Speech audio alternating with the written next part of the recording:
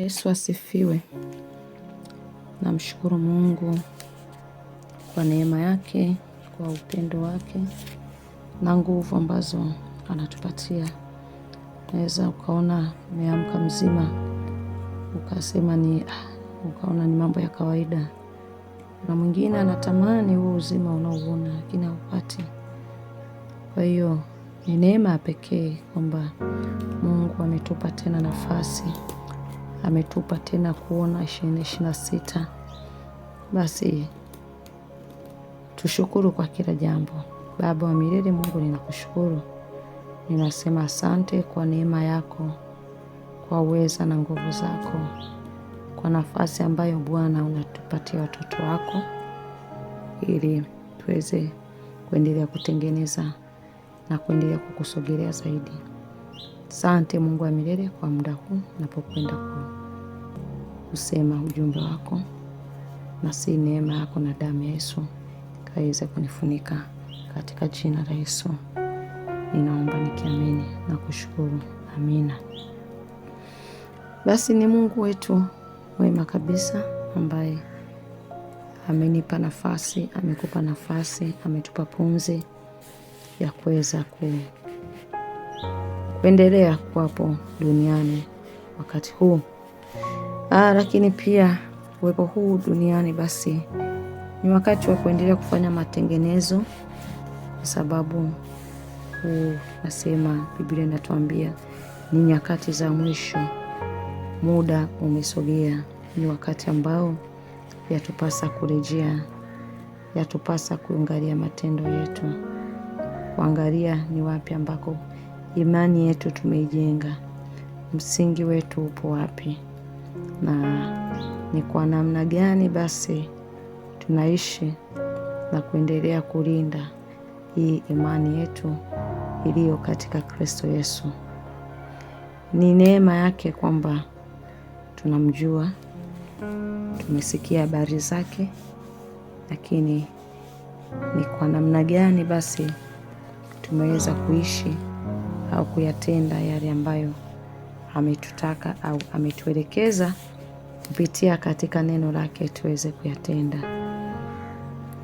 Yeye ni mwamba wetu, na tunaposema ni mwamba manake hakuna chochote ambacho kinaweza kutikisa huo mwamba. Huyu ndiye Yesu Kristo, na yule ambaye anaweka imani yake katika huo mwamba na kuweza kuishi akitumainia na kuamini kwamba ni mwamba ambao ni imara katika maisha yetu, basi huyu ataweza kuendelea kumpenda Mungu na kuyapenda yaliyo mapenzi yake. Lakini pia tukiangalia lile neno lake takatifu kutoka katika Injili ya Mathayo sura ya 7 ule mstari wa 24 mpaka 27, neno la Mungu linasema, bali kila asikiaye maneno yangu na kuyafanya hatafananishwa na mtu mwenye akili aliyejenga nyumba yake juu ya mwamba. Mvua ikanyesha, mafuriko yakaja, pepo zikavuma, zikaipiga nyumba ile isianguke, kwa maana misingi yake imewekwa juu ya mwamba. Na kila asikiaye hayo maneno yangu asiyafanye atafananishwa na mtu mpumbavu aliyejenga nyumba yake juu ya mchanga. Mvua ikanyesha, mafuriko yakaja, pepo zikavuma, zikaipiga nyumba ile ikaanguka, nalo anguko lake likawa kubwa. Ni maneno ambayo Bwana Yesu Kristo aliyasema kwa namna ya mfano, akisema na makutano watu wake. Tumesema mwamba. Naposema mwamba manake ni kitu ambacho ni imara. Yaani uje upasue mwamba ni shughuli ambayo ni ya ziada utaifanya katika maisha ya kawaida. Lakini neno linatuambia yule anayesikia maneno yangu na kuyafanya. Maneno ya nani? Maneno yake Bwana Yesu Kristo. Manake hapo anapowaambia watu 5 anawaambia, anayesikia maneno yangu na kuyafanya, huyo mtu anafananishwa na mtu mwenye akili. Maneno yake tunayapata wapi? Maneno yake ni neno la Mungu, ambapo kuna mambo mengi ambayo yameelekezwa kama mwongozo wa kuishi maisha ya kumwamini. Maana neno linatuambia imani inakuja kwa kusikia na kusikia neno la Mungu. Haya ndi maneno ambayo Bwana Yesu Kristo anaongea. Anayesikia maneno yake, anapoyasikia huyu mtu, sio kwamba ameyasikia ameacha pale, anafanya. Neno la Mungu linasema usiseme uongo, na mimi nimelisikia, nimelisoma, neno linaniambia niseme uongo, basi ninatii kwamba nisiseme uongo, kwa maana ninaposema uongo tayari ni kinyume na maneno yake Bwana Yesu Kristo. Kwa hiyo anasema yule ambaye anasikia maneno yangu na kuyafanya, manake kuyaweka katika matendo yale maneno yake Bwana Yesu Kristo, huyu ni kama mtu mwenye akili. Mtu mwenye akili, na mtu huyu mwenye akili ambaye anajenga nyumba yake, nyumba hiyo anaijenga kwenye mwamba. Unapofanya ujenzi ni gharama. Hapo sema mimi najenga, manake huyu mtu amepiga hesabu ya gharama ambayo anakwenda kuitumia kujenga eneo ambalo anakwenda kujenga, na namna ya ujenzi wa eneo hilo utategemea lile eneo pia limekaa vipi au liko vipi, hiyo eneo husika ambalo anakwenda kujenga. Mtu anaangalia sehemu ambayo imara, anaangalia sehemu hii ninapojenga, mafuriko yakifika ili eneo litabaki salama. Mwingine anaangalia ili eneo lina mwinuko sana, nitalijenga vipi ili liweze kukaa vizuri na nisije nikapata shida au changamoto baadaye wakati nimeshasimamisha jengo. Kumbe anayetaka kujenga lazima anapiga hesabu ya vitu vingi. Gharama za ujenzi zimekaaje? Eneo ambalo unakwenda kujenga likoje? Jengo nalo lijenga ni aina gani? Uimara ule unategemea na msingi pia ambao umeweka. Hata aenda kutafuta fundi tu ili mradi ameweka fundi, anakwenda kutafuta fundi ambaye anajua kwamba huyu fundi atajenga kitu ambacho kitakuwa ni kizuri. Utafuta fundi tu ili mradi fundi, na gharama yake itakuwa mdogo, lakini matokeo yake pia anaweza asiwe mazuri. Utakuwa na uimara katika jengo hilo.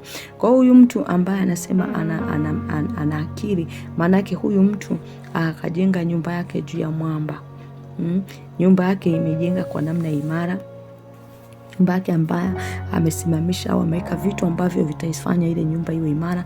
Lakini sehemu ambako umewekwa msingi wa nyumba yake, ule msingi umewekwa sehemu ambayo ni imara, ambayo upepo unapokuja, mvua zinaponyesha, mafuriko yanapokuja, ile nyumba bado itaendelea kusimama. Kwa nini? Kwa sababu imejengwa katika mwamba ambao ni imara. Lakini yule ambaye atasikia maneno, haya maneno anasikia, tuna watu wawili. Kuna yule ambaye amesikia na amefanya, lakini huyu mtu wa pili ni yule ambaye amesikia maneno yake Bwana Yesu Kristo, lakini hakuyafanya. Amesikia neno linasema usizini, ameenda kuzini. Amesikia neno linasema usiibe, ameenda kuiba. Ameshasikia kabisa neno la Mungu linasema hivi, lakini kwa sababu tu hakutaka kufanya, yeye amefanya kinyume na neno. Lakini huyu mtu, neno la Mungu linasema anafananishwa na mtu mpumbavu. Huyu mtu mpumbavu, yeye amejenga nyumba yake juu ya mchanga. Huyu hakutumia akili. Amejenga tu kwa sababu ameona eneo tu hilo hapo, na mkini liko wazi tu, akaona ni yani halina gharama, yani hata gharama ya kulipata ile eneo hakuweka gharama yote, kaenda kaweka. Kama hapa mfano tuna nyumba ziko ya maeneo ya Msimbazi, ile ni maeneo ambayo ni risky areas, lakini yale maeneo tumeona namna gani ambavyo watu wakijenga wakati wa mvua wanakuwa ni watu wa kwanza kabisa kuathirika. Mvua tu kidogo.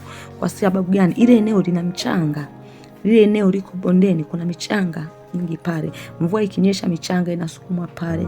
Ile eneo msingi wake hata ukiweka hauwezi kuwa msingi ambao imara. Lakini nasema mafuriko yakaja, pepo zikavuma, ile nyumba ikafanyaje? Ikaanguka, na anguko lake sio likawa ni anguko kubwa. Au kwamba huyu kama mtu mpumbavu, hata ile akili ya kusema najenga kitu imara bado haitakuwepo. Kwa sababu gani? Hakuna vitu ambavyo vinamsaidia kuweza kujua uimara ambao unatakiwa katika hilo katika ujenzi. Kwa sababu kwanza ile neno ambalo amelisikia hajalifanyia kazi. Na ndivyo tunavyofananishwa.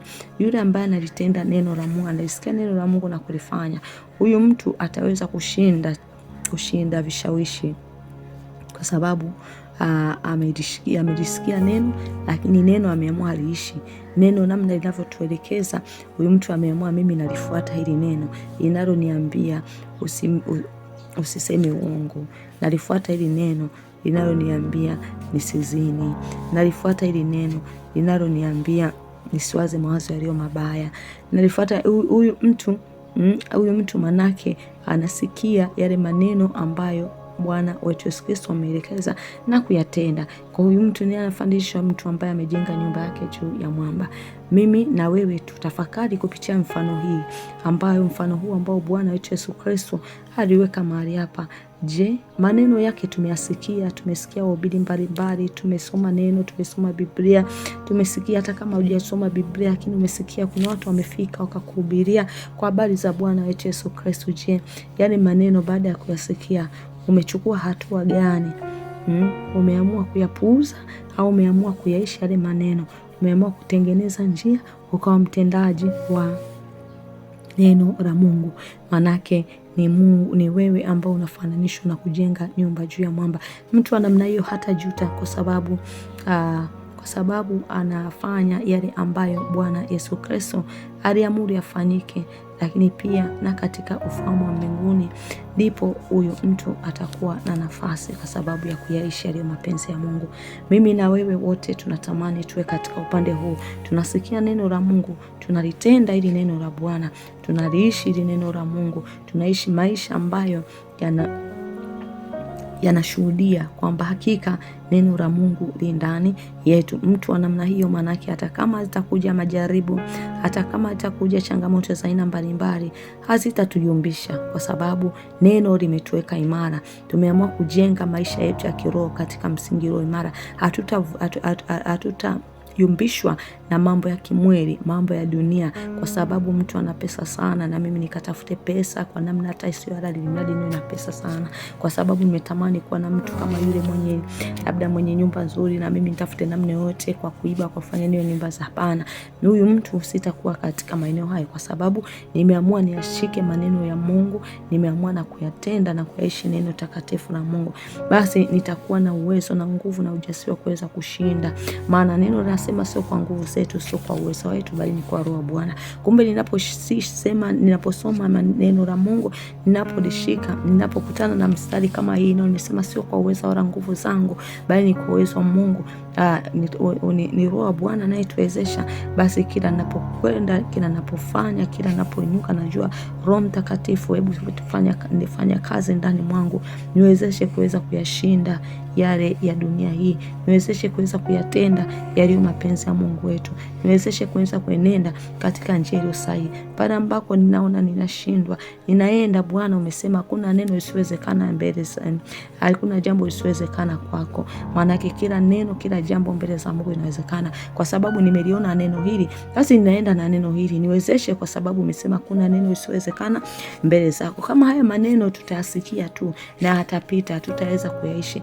Maana itakuwa ni ngumu sana kuweza kushinda majaribu ya dunia, kuweza kushinda tamaa za mwili, sababu mwili unatamani, na mwili sehemu yake ni hapa katika ardhi. Mwili ulitoka mavumbini na mavumbini utarudi. Mwili unawaza yaliyo ya dunia kwa sababu ndo kwake, lakini roho imetoka kwa Bwana, nayo itarudi kwa Bwana, inawaza yale yaliyo mbinguni. Sasa lile neno linapoingia ndani na kuyatenda yale yaliyo ndani ya neno hilo, maana yake unaipa roho nguvu ya kuweza kushinda yale yaliyo ya dunia. Unaushusha mwili wa kuweza kusikia Bwana anasema nini kwa maisha yangu, kwa maisha yako ya kila siku tuishipo hapa duniani. Basi tunaweza kuishi katika mapenzi ya Mungu kwa sababu tu tumekubali kuishi neno la Mungu, kusoma na kusikia, lakini kuyatenda yale yaliyo katika neno la Mungu. Basi na nyumba zetu, miili yetu hii itajengwa katika mwamba ulio imara, ambaye ni Yesu Kristo, ambaye ndiye mwenye kututia nguvu, mwenye kutusaidia na kutuwezesha kuendenda kuishi katika maisha yaliyo matakatifu yenye kumpendeza yeye. Amina. Mungu akubariki sana. Bwana wa milele, na kushukuru kwa uweza na nguvu zako. Asante kwa ajili ya neno lako takatifu, nami nalitukuza na kuliinua jina lako takatifu katika jina la Yesu Kristo, mwana wa Mungu aliye hai. Naomba nikiamini na kushukuru. Amen.